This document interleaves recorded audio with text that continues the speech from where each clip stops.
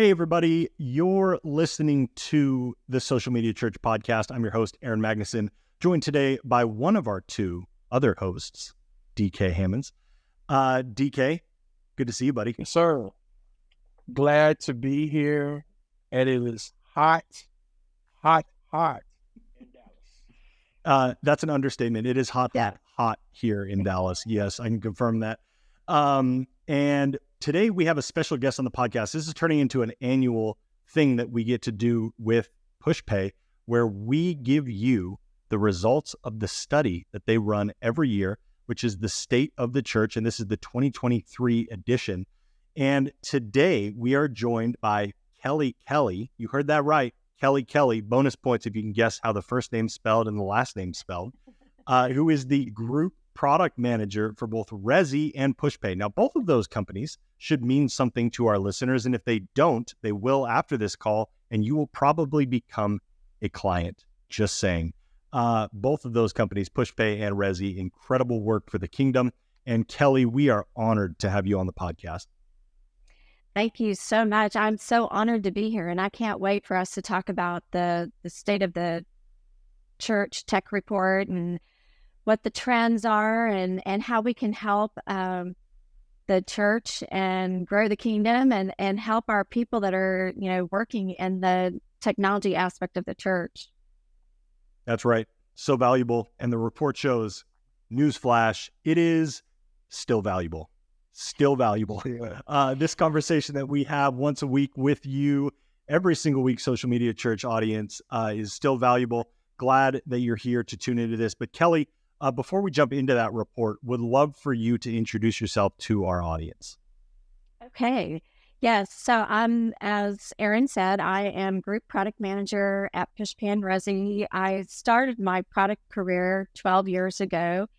I went to work for a Bible software company, and I was the first employee because Lifeway Christian Resources purchased them. And I stayed in product my whole career with Lifeway and became director of digital solutions there, which was over our consumer-facing products. So I was able to help lead our reading technology and help get into Liberty University. I worked in the academic area. And then I transitioned over to Resy, which has been amazing. That was about 2.5 years ago, and have been so excited to be on the ground floor of the live streaming. And I came in right after COVID. And so I was able to come in and really get in at a great time to help move the product forward. And the great thing that Resy does is that we're here to ensure that our churches are up online and running, and they don't lose anything, and you're not cut off at pivotal moments. And I really loved the founders and the heart and who they were solving the problem for. So I'm excited to be here, and I'm excited to talk about tech. I have loved technology all my life. I was a computer science major in college. That was like dinosaur years ago. And but I was too social. And so I didn't complete it, but then later on I got back into it. And so I have a heart for technology, heart for the church, and a heart for the people that are working in the church. So I'm excited about this. So again, we have Kelli and myself, Aaron, here at the Social Media Church podcast. We're so glad to have her. With all of the experiences that you have in the various tech places, and now we have this phenomenal report to kind of walk us into what I would like to call or dub the Renaissance period for the church as it relates to technology. Kind of walk us through this report, or at least what is high level for you, what's important for you that we need to discuss today. We can take 3 things and we'll go from there. Well, so really what was revealed in this report is that hybrid is still flying high. It's still here to stay. Absolutely. Right? So we're encouraging people to come in person, but we're also understand that we've built this online community, and that's here to stay. So that was revealing. Number two, there is a tech reckoning, coming. That technology is upfront. It's changing fast. As a church, we really have to stay on top of it.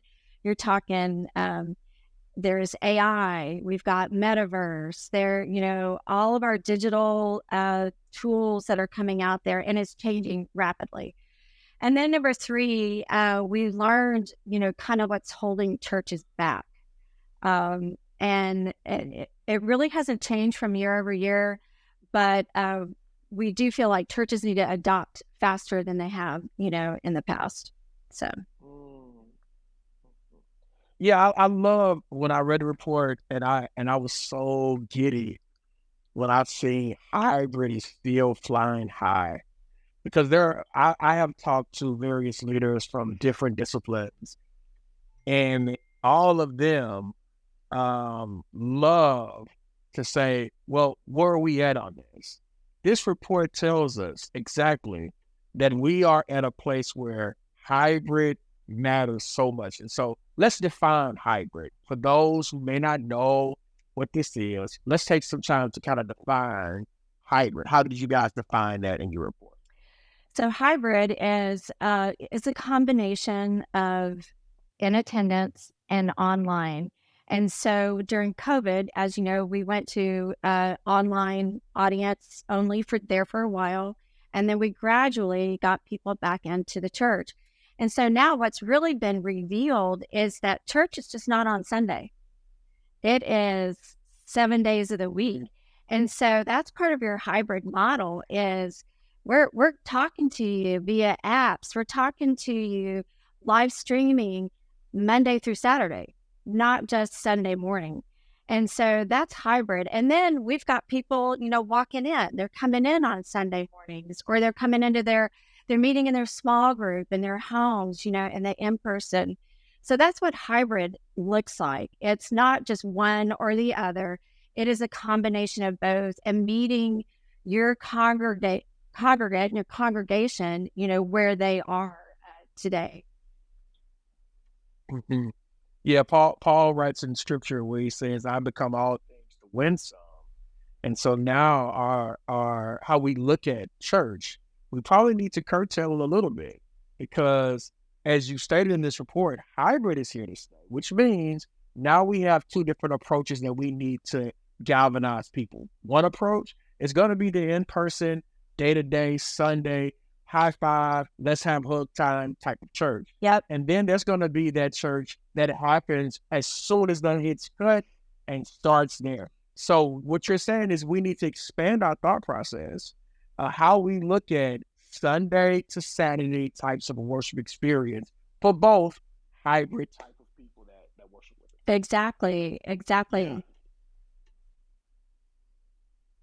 Kelli, one of the things I'm curious about from the report, and I think it's something that we're going to touch on, and it relates to this idea of 24/7 church, not just 1 hour on a Sunday. And both DK and I, and we'll probably spend a little bit of time talking about this on the podcast at some point. Maybe it'll be right now. I don't know. But both DK and I are huge fans of Resi and PushPay. I have personally used Resi at both of the churches that I've worked at as an online pastor, and Resi has been an incredible tool and software for streaming. But one of the things that was interesting about the report, and I want to look down and make sure I get the number correct. So it says that 89% of churches, similar to the 89% that are hybrid, are still streaming their services, but only 47% of that 89 is interested in continuing to stream to social media. So I guess let's unpack that a little bit. That was really interesting. DK, our podcast might be dying. I don't think that's going to be the case, but I am curious, social media, how is that defined? And why do you think there's such a low percentage on people that are looking to continue to stream to social media? So, Take it away, Kelli. So on that, so I've heard several things, but on that 47% that are not going to stream to social media, we've heard we've had a strategy change, or there's some people, that mindset, they've gone back to, well, you've got to come in, we're not gonna stream to you anymore. But you've built that community, right? You've got that community out there that expects it. And so we still make it really easy for you to stream to Facebook, to YouTube. And we've even gone so far to do custom destinations. So Twitter, Twitch, LinkedIn, a custom site. We're allowing the customer to expand that. So to say that you're not going to stream to social media, where 95% of your teams have a phone in their hand. That's one statistic that comes from Barna. And then all your Gen Zs, millennials, we're digital only, right? And so you've got to, again, go back to that. We're going to meet our congregation where they are, that 24/7 church, and reach them. And so we can't discount social media. No, there's no discounting it, even down to giving, how impactful the phone is, and how we're moving church from being this broad scope to kind of going like bite size, to get right in between the phone, the computer, and the iPad experience. So I fully agree with that. And so let me take some time to give Resi this plug. If you, my friend, this is not an ad, I'm just giving you this for free.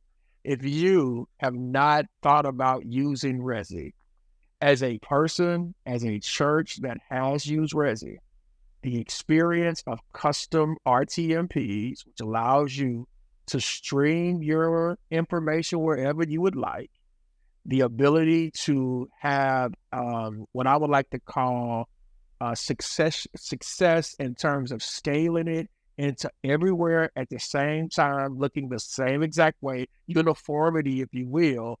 Resi is the tool that you want to tap into. And I want to say that as a customer of Resi, that my experience has been phenomenal working alongside Resi. So thank you, Kelli, and your team for that.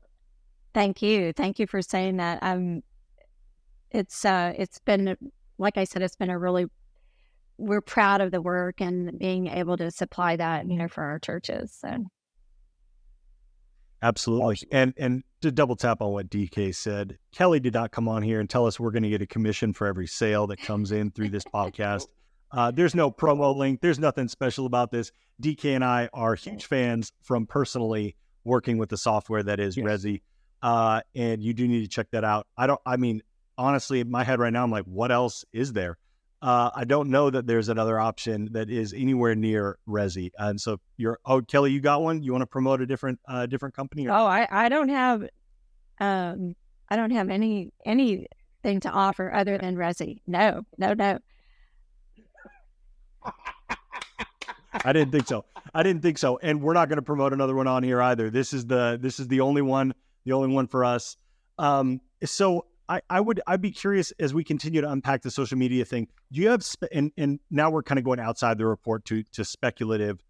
There might be some social media they don't want to go to anymore, but they're still using Resi. So is this I would imagine they're still going to be using Resi, or something of like, are they going to their website? Are they trying to go to like an owned real estate that they have and not go out to social media? So maybe it's not 47% no longer want to put it out there. They just don't want to put it out there on social media. They want to put it out there on their website. Could that be part of this, Kelli? Oh, yes, 100%. So we do offer what they call an embed, and that goes on your site. Some of the reasons that they might not want to go to social is Facebook, for instance. There's licensing, right? So if you're streaming to Facebook and you've got some of the worship music licensing and that sort of thing, they can shut you down. But if you go through Resi, that doesn't happen.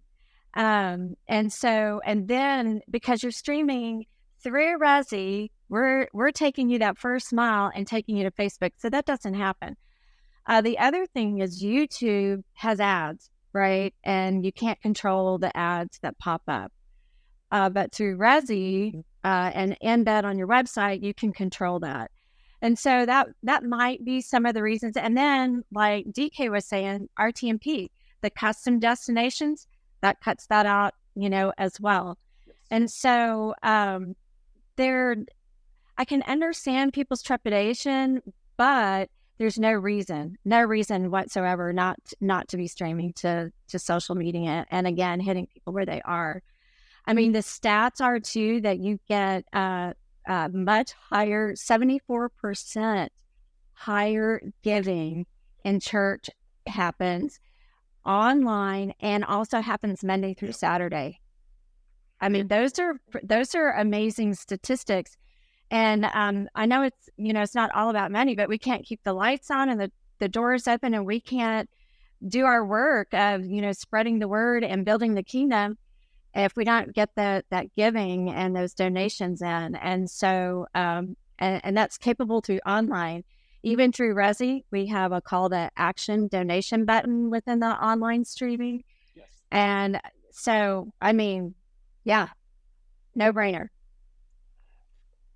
Zero brainer. I know it's zero brainer for us, which kind of leads Resi into, as I mentioned before, how you guys are packaging it and how people are using the mobile app through Resi. So walk us through what the report speaks about as it relates to mobile giving as well as the application. You kind of alluded to that. And so I'll use our church as an example at Embassy.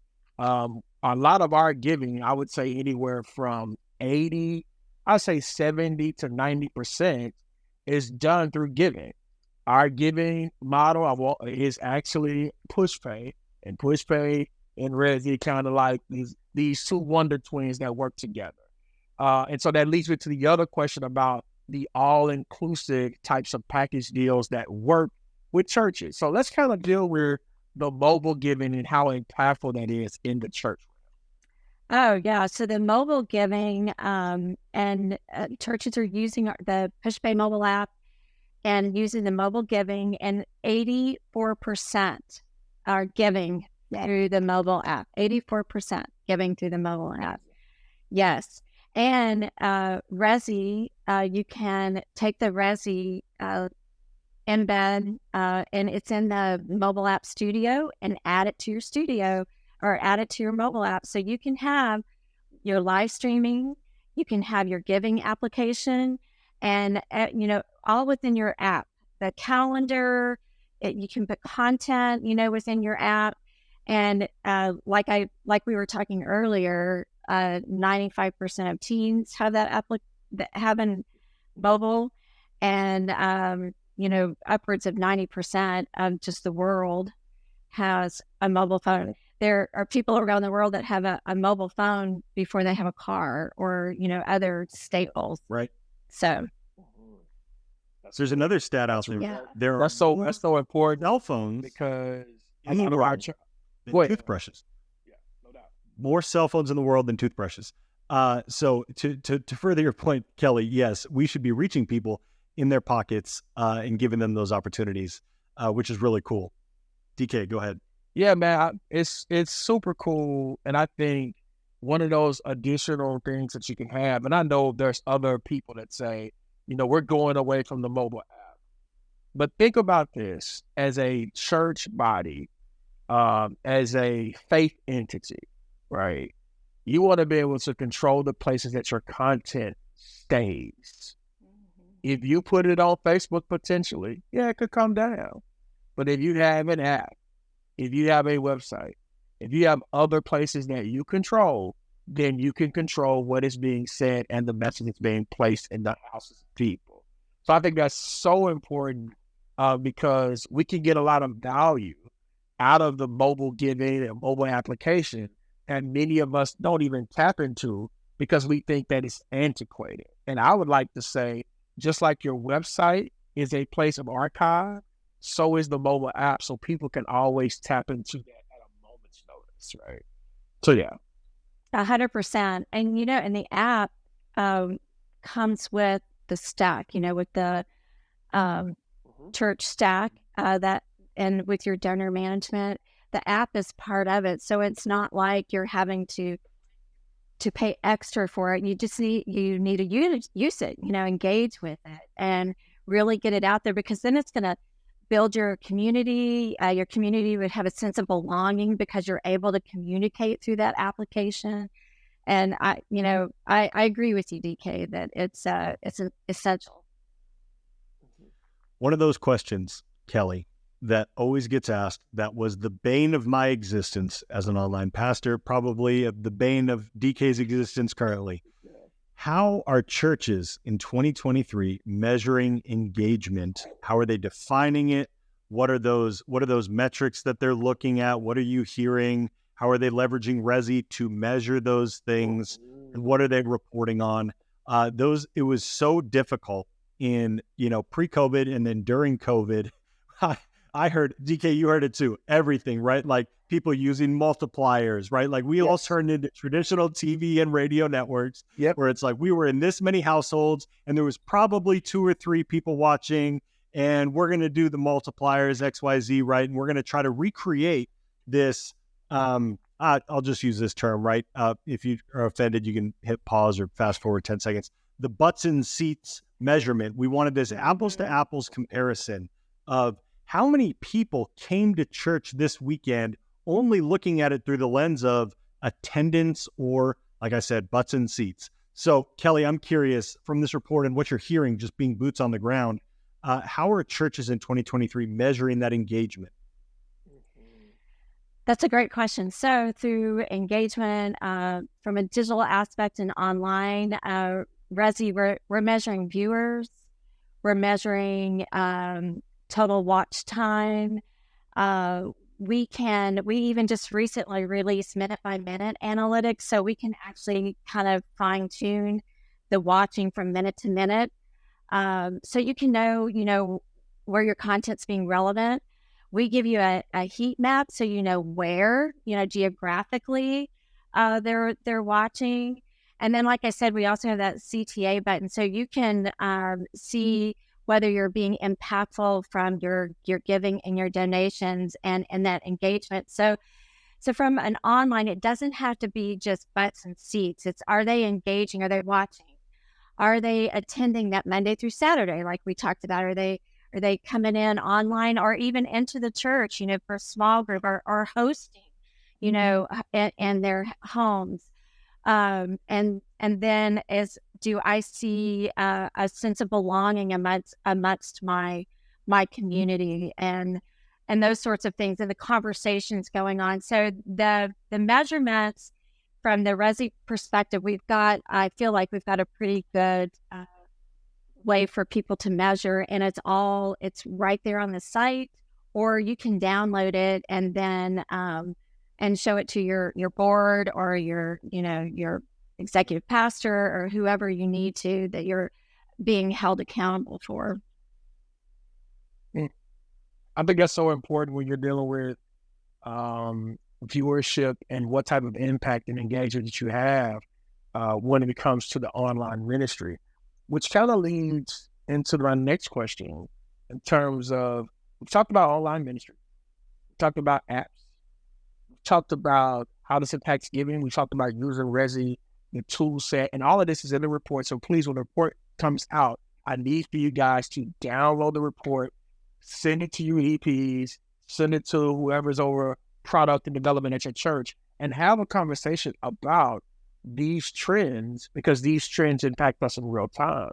But I think one of the other things that it also impacts is the toolkit that many of us tap into that we really need to talk about, right? And so those specifics that I know the things that, let me tell you something. I know the things that Resi offers. I'm not going to put it out there. This is not an ad.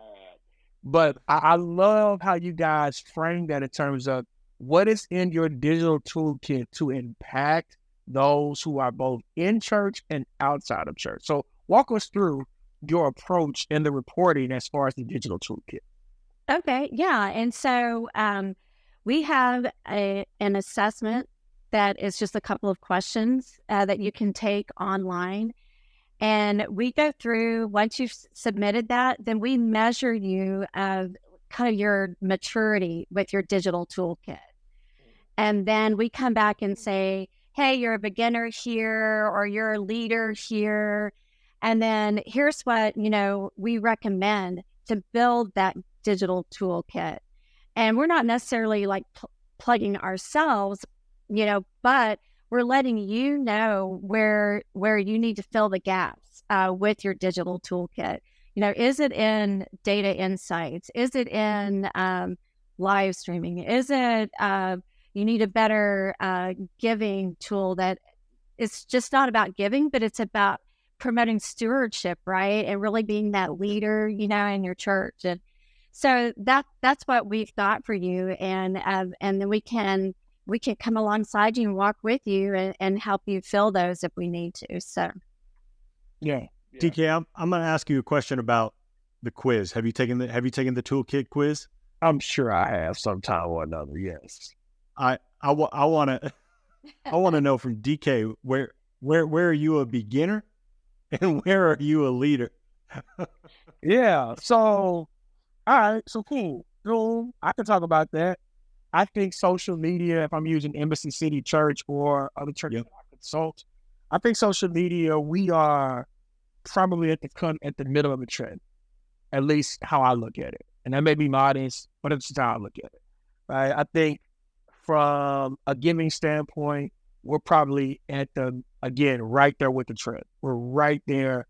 We already made a decision in terms of where we wanted to be as a church, how we wanted to use it. People had asked me, I think this may be a little too, pricey. And my thing was, but is it efficient? Is it efficient for us? Does it work for us? Is it available every single Sunday you come in here? The answer is yes. So we're good there. I think mobile giving, like I said, we're good. I think in terms of the app, we need work. And I did some modifications personally to make sure we did that work. But people are starting to engage with that app. I do think live stream, we're probably at the cutting edge of live stream. So for us, this report tells me we're at the cusp of what is leading edge. Now, here is the difference between me and somebody else. Some of us don't have the ability to have a DK sitting in their offices every single day. We get that. We understand that. We honor that. So then what can you do to then fill that gap to ensure that you stay ahead of that curve? That is what's important. So that's how I would answer that, bro. Yeah, and you brought up something that was really interesting, DK, and something that Kelli, if you're comfortable speaking to, I'd love to have you speak to. One of the things the report talked about was this idea of price and money and cost being the biggest blocker towards innovation within the church. And the reason that I wanted to bring this up is because, DK, what you said, no, that costs too much, but leader, was it the right option? Is it going to be something that actually allows and empowers and grows your congregation does it disciple them? Is it going to help disciple them? If you don't have a giving solution, or if your giving solution is trash, you're not giving your congregants an opportunity to execute on what you're preaching at them every single Sunday. So, Kelli, I'm curious from you. That was an interesting part of the study for me, just seeing that. How do you talk to leaders, or what would you say to a leader that's feeling blocked by money to do the right thing or to adopt the right technology? So yes, that was like the number one, right? That was a roadblock, was cost. But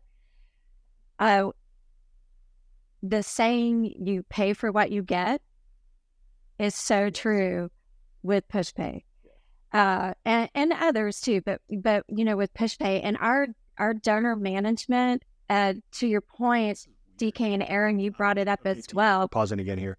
I don't know that I've ever seen this. What do you say? Well, I mean, I've just not seen this much interference on Riverside before. Are you experiencing any of that, or are you just seeing us do it? I'm good. Yeah, I've been good, I think. I've seen DK fine. It's been Aaron that. Yeah. All right. So to your question, go for it, Kelli. You got it. All right. Okay. So As far as costs, you pay for what you get, and when you get push pay, we run a high quality operation here at Social Media Church. Now you going in and out, bro, because she talking and then you lying it. So okay, DK, you're the leader. Kelli, go. DK, lead her in. Sorry. Go ahead. Okay. So, for instance, with PushPay, with our donor management, you may feel like that cost is prohibitive, but it is not, because the tools that come with it, you get the app. I mean, you can have a donor give to you within a minute or two. That's it. And we've proven that your donations go up. We also come alongside you and actually give you a strategy.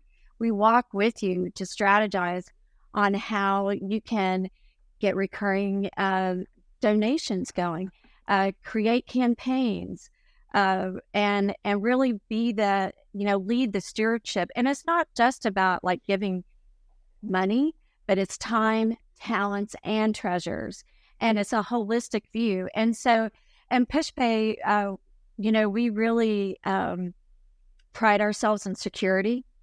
So, and I know that came out of the report. That was 94% of the report. They were concerned about security. And that's becoming a problem, right? At the scams, the cyber attacks and that sort of thing. And we pride ourselves on the security. We can guarantee, that you're not going to get hit. And we have a rigorous security process at PushPay. So I know the initial cost may be a stinger in the beginning, but really overall, you're getting a top of the line product that's going to get you the results that you're looking for and get you ahead. Agreed. Ahead of the other competitors out there.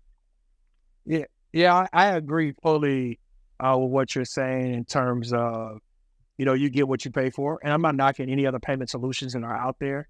Listen, if you can't afford a digital payment solution, do some digging and some discovery work to see what best fits you. There are other platforms that may be in your wheelhouse in terms of giving. And we're not knocking none of those things. Givelify, there's other platforms that can do it, right? And if you feel like that's what's in your wheelhouse to do, cool. I just know that I've come from different environments, and this has been the solid of the solids in terms of tools that I have used in various environments. And so I would recommend just at least hear out what that is. Again, if she talked about, Kelli, you say instantly, and I want to address that.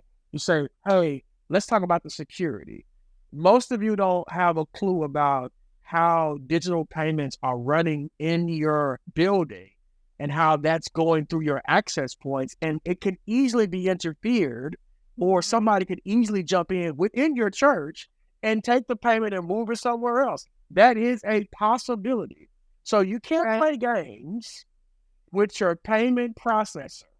Please, sir, ma'am, do not play games with your payment processor, because your executive pastor will be down your throat. Your financial person will be down your throat if that payment processor is not where it needs to be. Which leads us to some of the things that are strategic importance of the future. And did you read that part of the report, bro? I see you pausing.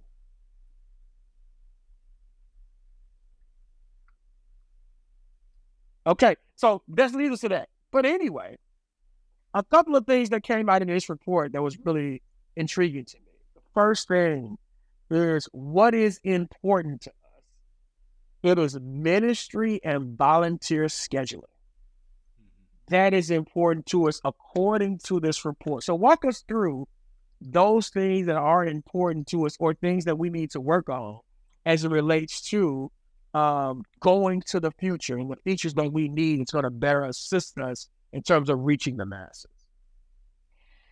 Right. So, so really, making sure that you've got the tool that you need to equip your volunteers to be able to train them, to schedule them, for them to be able to schedule themselves, so that it's not like a high touch from the church admin or the church volunteer leader. It's something that a volunteer, you can schedule a volunteer, can say, I'm available these days and I'm not available these days. They can pick up volunteer schedules. That's super important.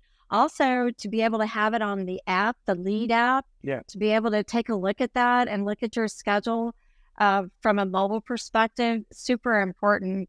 And as we move forward and as your church grows, these tools are going to grow with you. And you're going to need those, because you're not going to want to have, I don't think anyway, you're not going to want to have this high touch where you're constantly having to do some type of manual planning or manual, spreadsheet or, something like that. And to see, with the stack, you're able to accomplish all that, scheduling your events, creating your groups. You have this robust people database that works with your donor management, that works with your live streaming, that works with your applications, where to all come into one, so. Mm-hmm. A nice cohesive back-end approach that needs to be addressed. Aaron, how do you feel about having these back-end things that need our immediate attention as far as the church is concerned? Yeah, I think as it pertains to the back-end tools like scheduling, getting your team empowered, it goes back to our conversation as it pertains to actually equipping your people and giving them the opportunities that they need to participate and live out the discipleship piece, which is not just giving. It's not just that solution, but it's also the solution of empowering them to be a part of what God is doing in the church. And so, yeah, Kelli, everything that you said definitely tracks with DK and I, and we would sign off on. But if you haven't thought about these things, and if you haven't thought about your systems, this is a great opportunity to reevaluate that situation for you, your position in your church, especially as it pertains to volunteering digitally. Yeah, volunteering digitally, man, is so critical. And again, if the Resi Pushpay stack is not your stack, maybe there's another stack that gets your attention that you want to tap into. Please, ma'am, sir, find somebody that understands tech, that's able to speak to the life of your church. I can't stress this enough. Everything that works at Aaron's church, at Kelly's church, at DK's church may not work at your church. So find the tool that works for you and use that tool. And Kelli, I love that you said, because this was a lot of people think about tech. They think if you add technology, you remove the human touch. One of the things that I have as a person, is a scrum master and a product developer and a project manager in the church setting specifically, is that anything we build needs to have 5 levels of touches to them.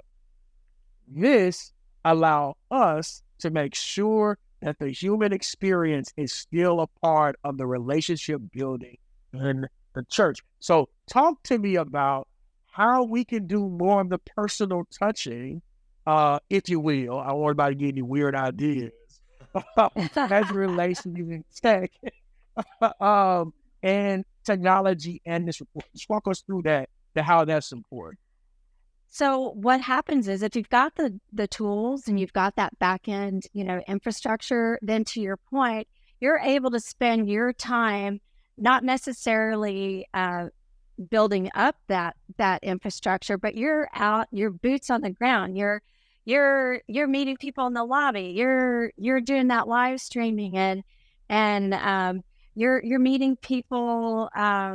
You're able to do home visits. You're able to build that relation. You're able to train people to be disciples instead of having to build a schedule or create events or, whatever it might be. And if you've got that tool set, then you let the technology do that back end while you're out really, like Aaron said, you're out building your community, you're building the kingdom, You're spreading that gospel. And I think the number one, like most important thing is that you're making sure that your congregation feels that sense of belonging, that they know I count in Aaron's church, I count in DK's church, I count in Kelly's church, because I'm not having to, they don't get unpersonalized emails, because we can do all that. We can personalize all that with the tools.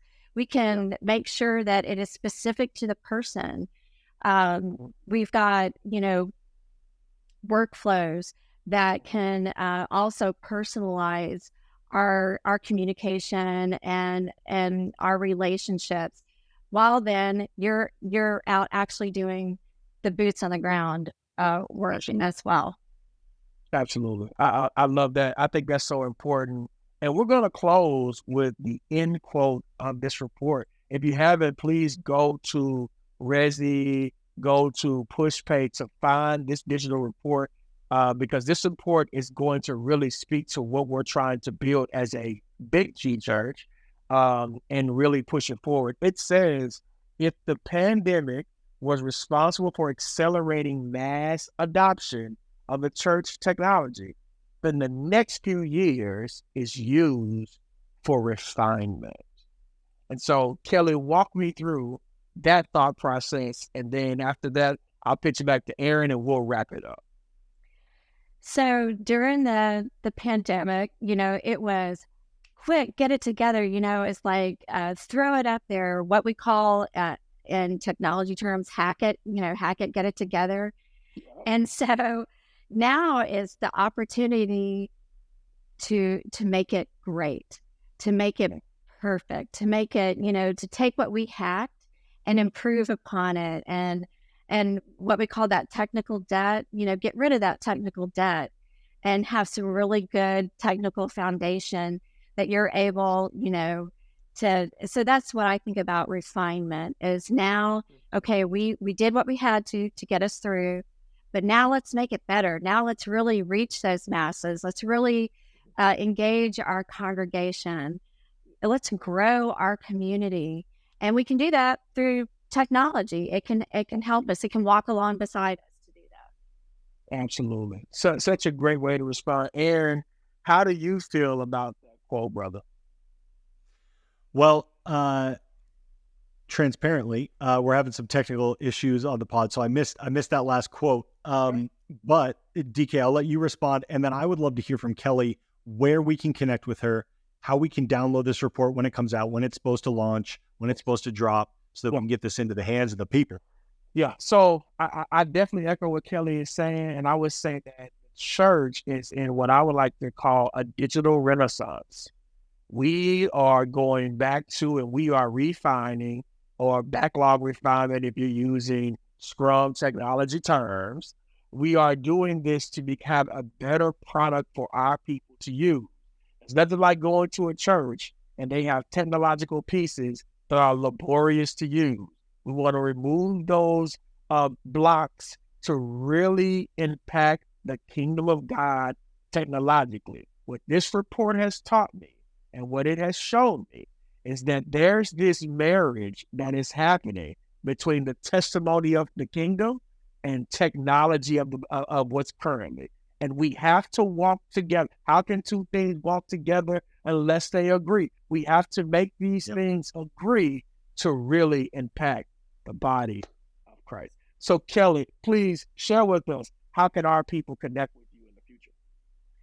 So you can, number one, if you want to download this report, go to pushpay.com. It is on our site. And you just have to give us your name and email. That's it. And you get the report. Yep. And then if you want to contact me, you can contact me via email, Kelli, Kelli, Kelly, Kelly, @resi.io. And I'm more than happy to answer any questions, technical questions. If there's anything that I can't, I can always, find the answers or get you to the right person.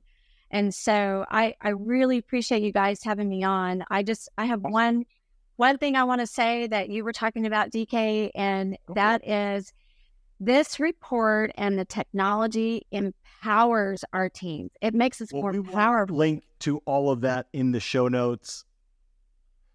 Well, go ahead, Kelly. I'm sorry.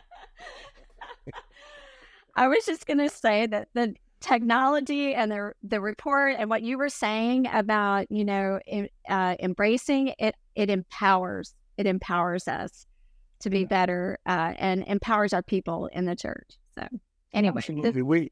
We definitely need the empowerment. We definitely need the encouragement. And Aaron, we would love to hear your beautiful voice now. Oh, okay. Social Media Church. This is actually great because Rezi would not have this problem. Just going to be clear. I am lagging hard on my end, and this is going to be my final plug. If you don't have Rezi by now, you do need Rezi. But Kelli, it has been an honor talking to you. Thank you so much for giving us the time that you gave us to unpack this report. I know all of our people are really excited to connect with you, get this report for themselves, get this in their hands. And we are honored that you all listening in would tune in and listen to a conversation like this. We promise here at the Social Media Church podcast to always bring on the most top shelf guests, even if our technology solutions are not the most top shelf, and your host is not the most top shelf. But Kelli, it has been an honor. Thank you so much for coming, giving us your time, giving us your knowledge. Thank you for all the work that you do and how you help advance the kingdom each and every day. Guys, we're all in this together. And there are other people that are not on this journey, and you can help them get on this journey by subscribing to this podcast and leaving a review with how this podcast has impacted you. Those are reviews that we read that impact us and inspire us to continue bringing on amazing guests like Kelli so that we are able to equip the church to do the Lord's work and to see the Great Commission fulfilled. That is the end of this episode, and we will talk to you again on the next episode. I'm Aaron, joined by DK. Our guest today was Kelli. This is the Social Media Church podcast.